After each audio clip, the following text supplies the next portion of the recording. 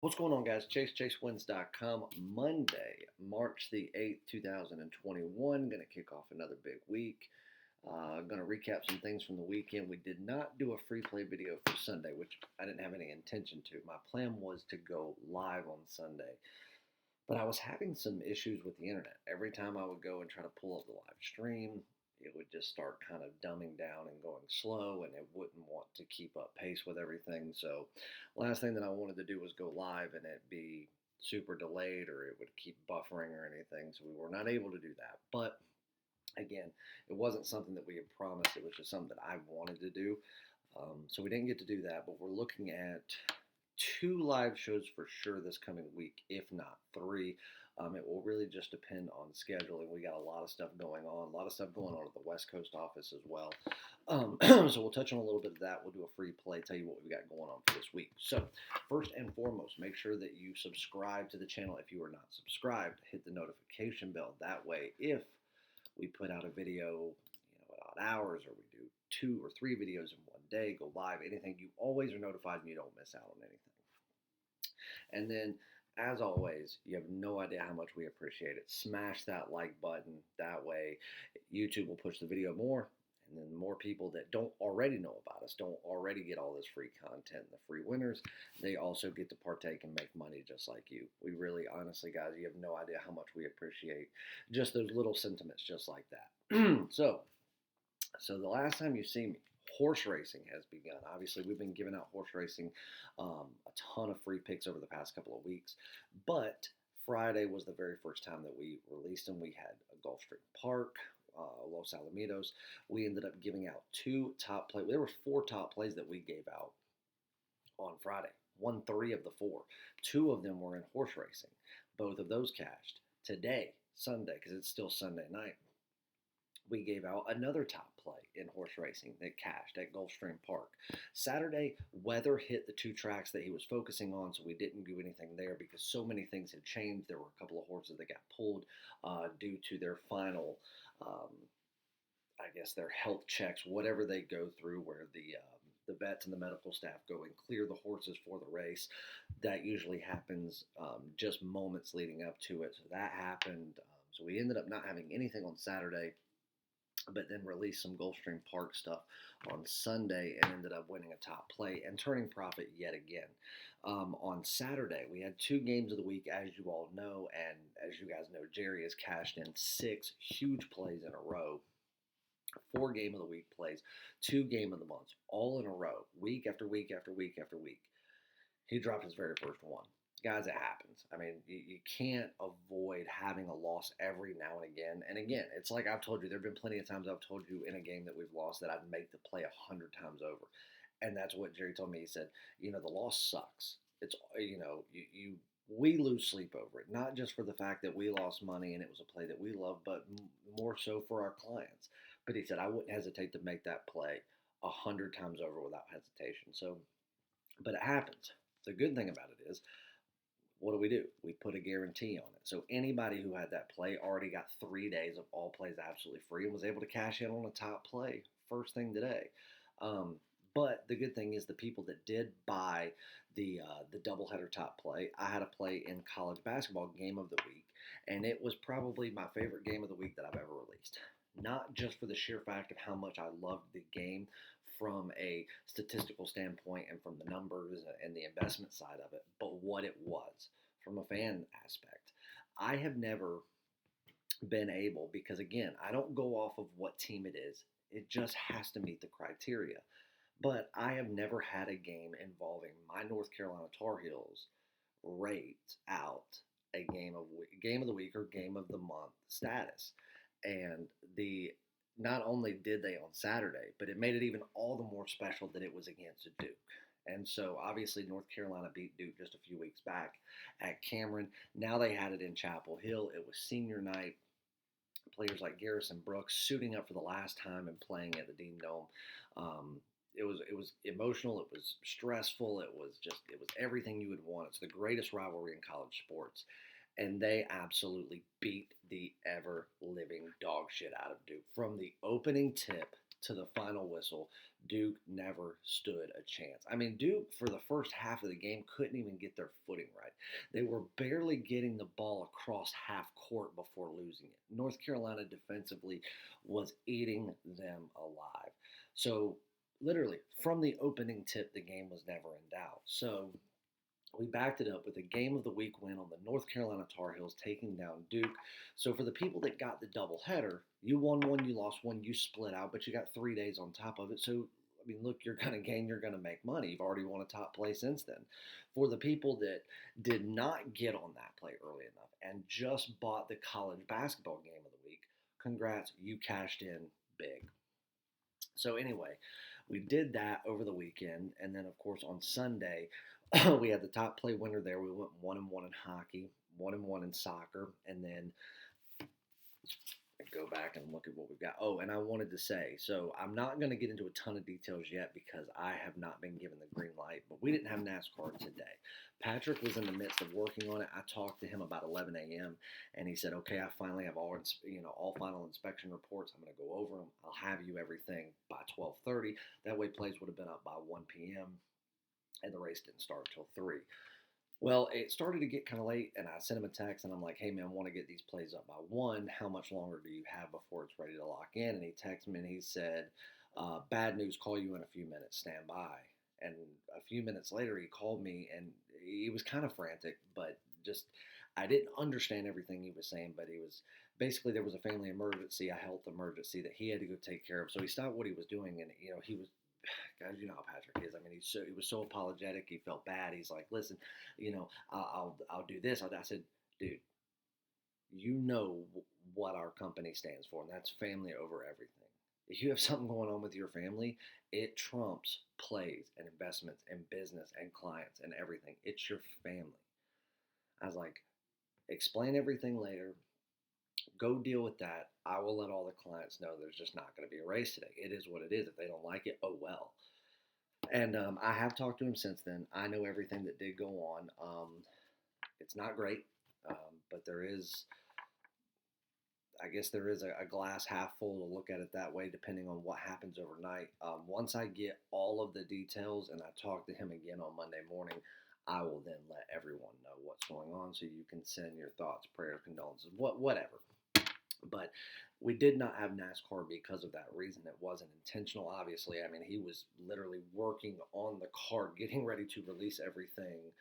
Until then, when he called me, he's like, "I still had 15 drivers to go through their reports, and I had to stop what I was doing and get in the car and immediately leave." So, again, family comes first. I would assume that he will um, be back and have a race card for this upcoming race. But again, we'll talk more about that over the next 24 to 48 hours.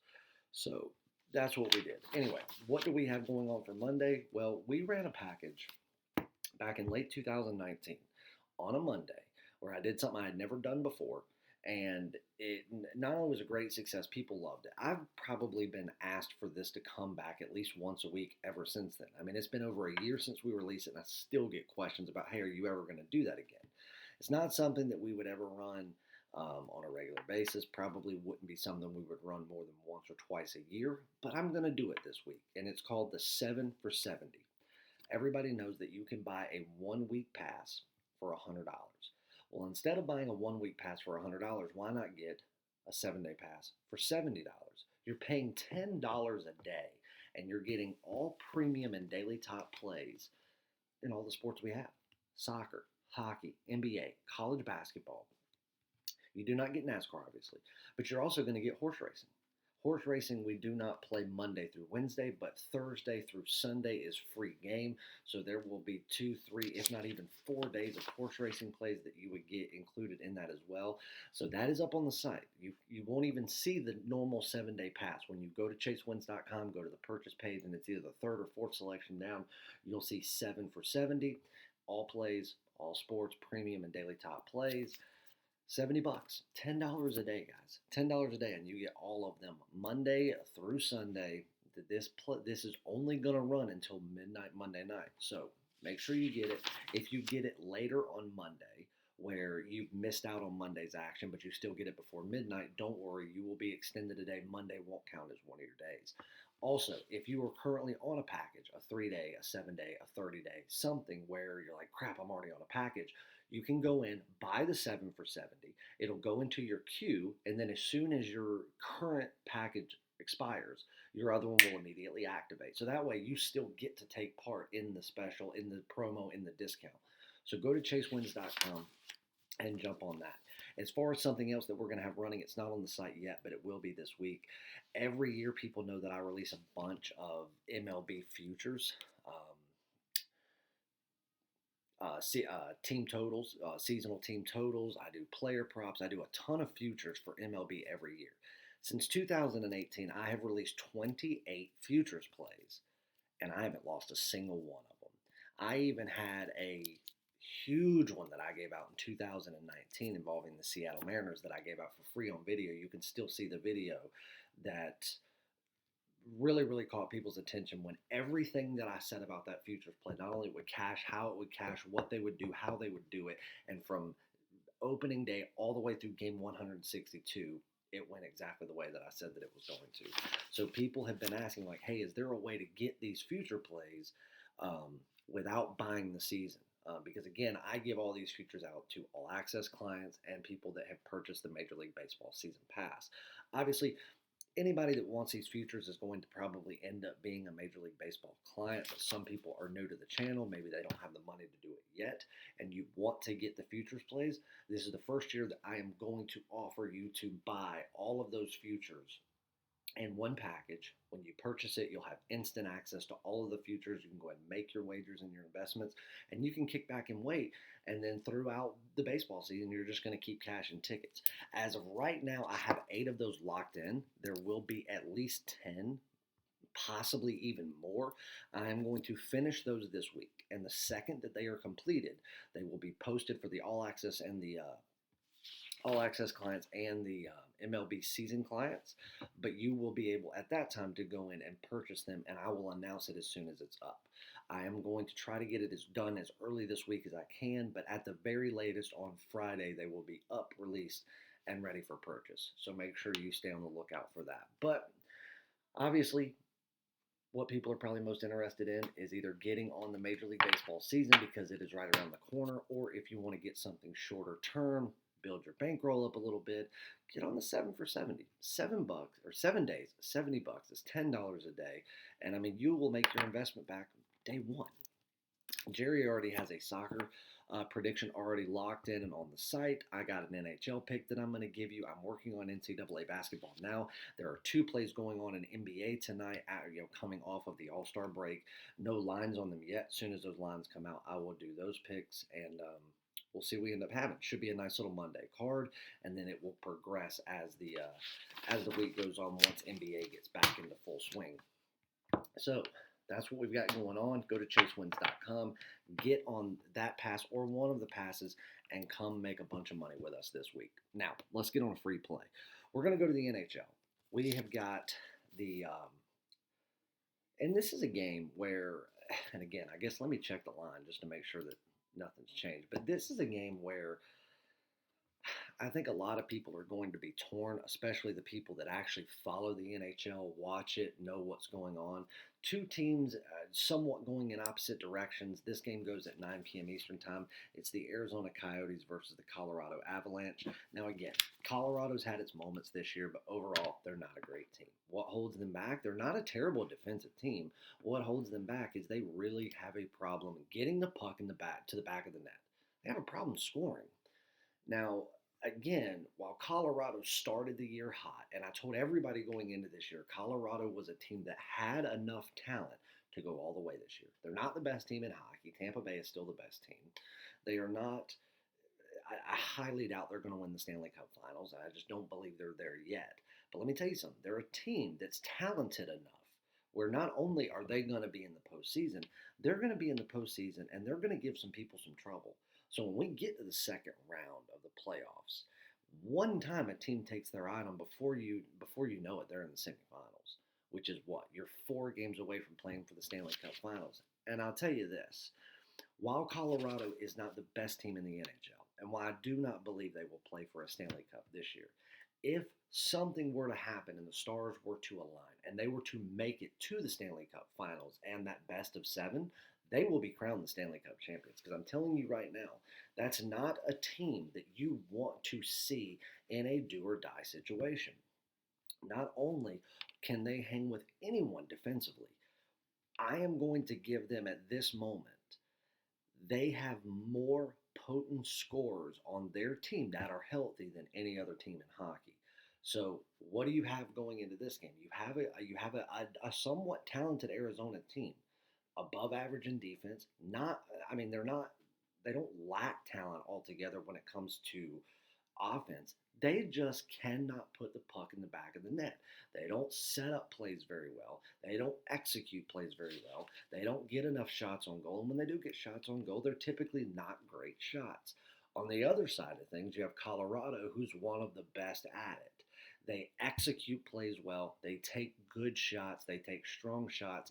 And if they have somebody that's cold, they have three other players right there that are just as good at getting shots on goal. When you talk about assist, shots on goal, amount of goals scored, amount of goals given up, every single major factor within a hockey game that you would look at, Colorado has the advantage in every single category. Now you look at an Arizona team that's more or less, on a downward slope, and you look at a team like Colorado that's on an upward slope right now.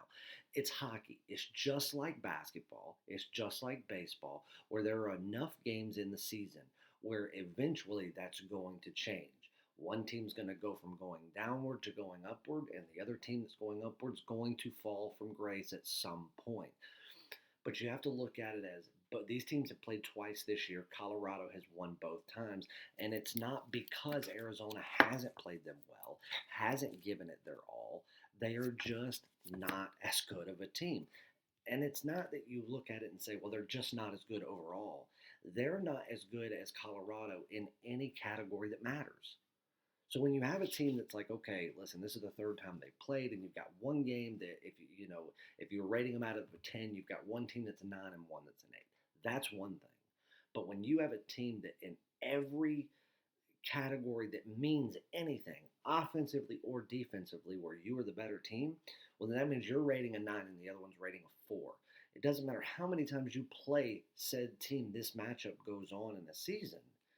You have the ability to win each and every one of them. One reason that I really like Colorado in this spot to make it a clean 3-0 is that team has a lot of common sense. You hear their coach talking after games of like, hey, this is hockey. There's a lot of games.